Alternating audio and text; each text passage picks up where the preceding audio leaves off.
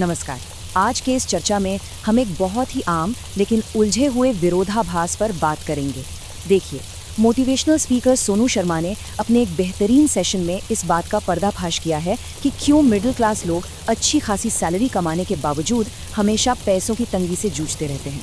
मतलब खूब पैसा कमा रहे हैं फिर भी बैंक अकाउंट खाली, ऐसा क्यों? आज हम उन बुनियादी वित्तीय सिद्धांतों को डिकोड करने वाले हैं जो असल में सच्ची संपत्ति बनाते हैं। एक ऐसा मैथमेटिकल फॉर्मूला है जो लिटरली इस पूरी कहानी को बदल सकता है और इस गरीबी के चक्र को हमेशा के लिए तोड़ सकता है। अब ये सवाल महीने के अंत में हर वेतनभोगी इंसान के दिमाग में जरूर आता है कि भाई सारा पैसा आखिर चला कहाँ जाता है। ये एक ऐसी फ्रस्ट्रेशन है जिसे हर मिडिल क्लास परिवार बहुत गहराई से महसूस करता है ना? हम खूब मेहनत करते हैं, अच्छी कमाई भी होती है, लेकिन जैसे ही महीने का आखिरी हफ्ता आता है हाथ बिल्कुल खाली। ये सवाल सिर्फ एक शिकायत नहीं है, ये इस बात की नींव है कि हमारी जो पारंपरिक वित्तीय आदतें हैं वो कितनी गलत दिशा में जा रही हैं। तो चलिए समझते हैं कि हमारी कमाई आखिर गायब कहाँ हो रही है। तो ये पैसा आखिर जाता कहाँ है?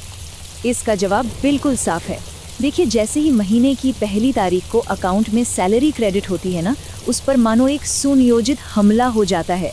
सबसे पहले नंबर आता है बच्चों की स्कूल फीस का, उसके बाद कार और घर की बड़ी बड़ी EMIs रास्ता रोककर खड़ी हो जाती हैं। फिर वो लंबे चौड़े क्रेडिट कार्ड के बिल और अंत में बिजली पानी जैसे खर्चे। मतलब कमाई का पहला और सबसे बड़ा हिस्सा तो बस इन्हीं सब में उड़ जाता है और भविष्य के लिए या वित्तीय वृद्धि के लिए जीरो, बिल्कुल कुछ नहीं बचता। तो चलिए इसकी गहराई में चलते हैं। गलती असल में हो कहाँ रही है? दशकों से चला आ रहा वो पुराना तरीका जिसे हम एक गलत तरीका कह सकते हैं, वो क्या है? आय में से खर्च घटाओ और जो बचे उसे निवेश कर दो। अब सच बताऊं तो ये तरीका लोगों को हमेशा गरीब बनाए रखने की 100% गारंटी देता है, क्योंकि खर्चे पूरे करने के बाद अंत में कभी कुछ बचता ही नहीं है। इसके बिल्कुल उलट सोनू शर्मा जिस वेल्थ के तरीके की वकालत करते हैं वो है आय में से सबसे पहले निवेश को घटाना और केवल बचे हुए हिस्से को खर्च के लिए रखना।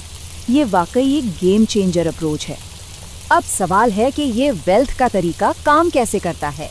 इसका सीधा सा मतलब है, जैसे ही आपके हाथ में आमदनी आए, सबसे पहले बिना कुछ सोचे उसमें से भविष्य के लिए निवेश की राशि को अलग कर दीजिए और फिर सख्ती से, जी हाँ बिल्कुल सख्ती से, सिर्फ बचे हुए पैसे से ही महीने के सारे खर्चे चलाइए। इसके लिए ना एक बहुत बड़े मनोवैज्ञानिक बदलाव की जरूरत होती है। खुद को सबसे पहले भुगतान करने की आदत डालनी पड़ती है। शुरुआत में बजट थोड़ा टाइट लगेगा, शायद थोड़ी परेशानी भी हो, लेकिन लंबे समय में असली वित्तीय स्वतंत्रता का यही एकमात्र रास्ता है। और यकीन मानिए, सोनू शर्मा की ये बात कोई हवाई नहीं है। दुनिया का बेहतरीन वित्तीय साहित्य भी इस बात पर मुहर लगाता है। मॉर्गन हाउसेल के द साइकोलॉजी ऑफ मनी और जॉन एस क्लेसन की the richest man in Babylon जैसी शानदार किताबें इसी सोच पर जोर देती हैं। इन किताबों से जो सबसे अहम बात निकल कर आती है वो ये है कि पैसों का मास्टर बनने के लिए आपको किसी फाइनेंस डिग्री की ज़रूरत नहीं है, बल्कि अपने नज़रिए और अपनी आदतों को पूरी तरह से बदलने की ज़रूरत है। अमेरिका सीधा कनेक्शन हमारी साइकोलॉजी से है। अब ज़रा समय के साथ आए बदलाव को देखिए। 1956 में जब the richest man in Babylon आई थी, तब अपनी आमदनी का 10% बचाने का सुझाव दिया गया था। लेकिन सोचिए, उस वक्त लोगों की औसत आयु केवल 55 वर्ष हुआ करती थी। आज हालात पूरी तरह से बदल चुके हैं। मेडिकल साइंस ने इतनी तरक्की कर ली है कि अब जीवन प्रत्याशा आराम से 80 वर्ष के पार चली गई है। इसका सीधा सा मतलब क्या है? यही कि रिटायरमेंट के बाद का लंबा जीवन बिताने के लिए केवल 10% की बचत अब किसी भी कीमत पर काफ़ी नहीं है। आज हमें रिटायरमेंट के बाद कहीं ज़्यादा पैसों की ज़रूरत है। तो फिर आज की इस तेज़ तर्रार दुनिया के लिए नया नियम क्या होना चाहिए? ये आंकड़ा सुनकर शायद आपको थोड़ा पसीना आ जाए। पूरे 50%। जी हाँ, आपने बिल्कुल सही सुना। मनी मैनेजमेंट का सबसे बड़ा और शायद सबसे कड़वा नियम आज यही है।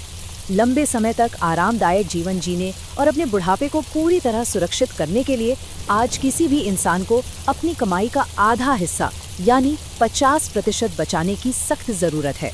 मुझे पता है ये सुनने में एक बहुत बड़ा और नामुमकिन सा आंकड़ा लगता है, लेकिन कड़वी सच्चाई यही है। मैं समझ सकता हूँ कि एक आम वेतनभोगी इंसान के लिए अपनी आय का आधा हिस्सा निवेश के लिए अलग कर देना बेहद मुश्किल और असुविधाजनक लगता है।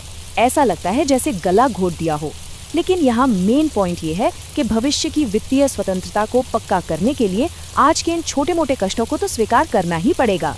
आज की थोड़ी सी असुविधा और एक टाइट बजट आपको भविष्य के एक बेहद दर्दनाक, संघर्षपूर्ण और दूसरों पर निर्भर रहने वाले रिटायरमेंट से बचा सकता है।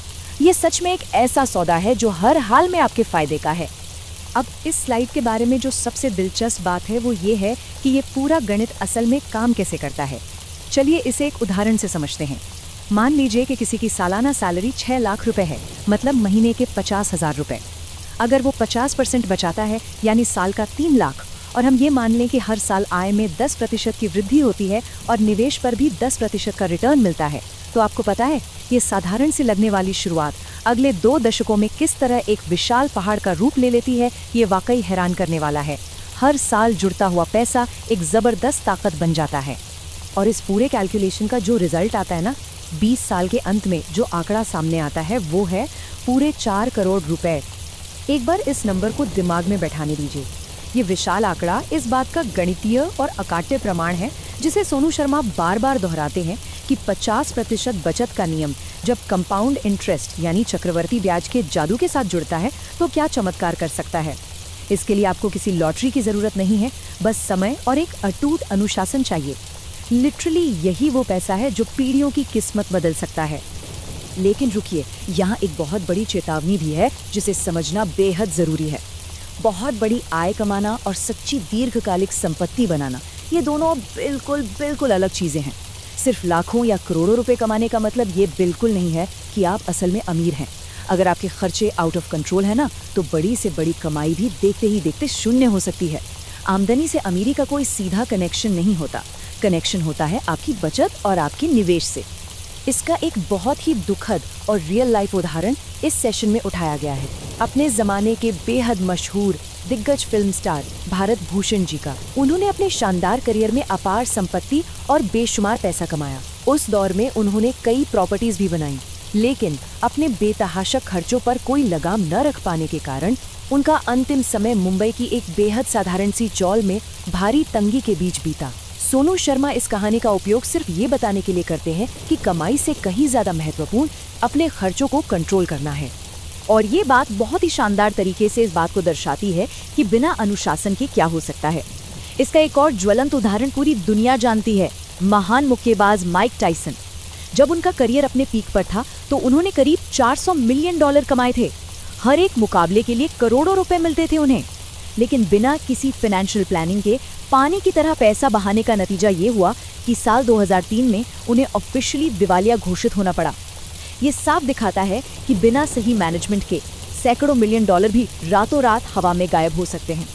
तो यहाँ सबसे क्रूशियल पॉइंट ये है कि जो संपत्ति हमें दिखाई देती है और जो हमारी वास्तविक नेट वर्थ होती है, उसके बीच एक जमीन आसमान का अंतर होता है। मान लीजिए किसी के पास 20 लाख रुपए की संपत्ति है, जैसे कोई चमचमाती गाड़ी या घर, लेकिन साथ ही उस पर 19 लाख रुपए का लोन भी चल रहा है। अब समाज की नजरों में तो वो 20 लाख का मालिक लग सकता है, लेकिन कागजों पर उसकी वास्तविक नेट वर्थ सिर्फ 1 लाख रुपए ही है। ये जो भारी देनदारियां और कर्ज होते हैं ना, ये असल वैल्यू को पूरी तरह से खोखला कर देते हैं। अंत में ये पूरी चर्चा हमें एक बहुत ही महत्वपूर्ण सवाल सोचने पर मजबूर कर देती है।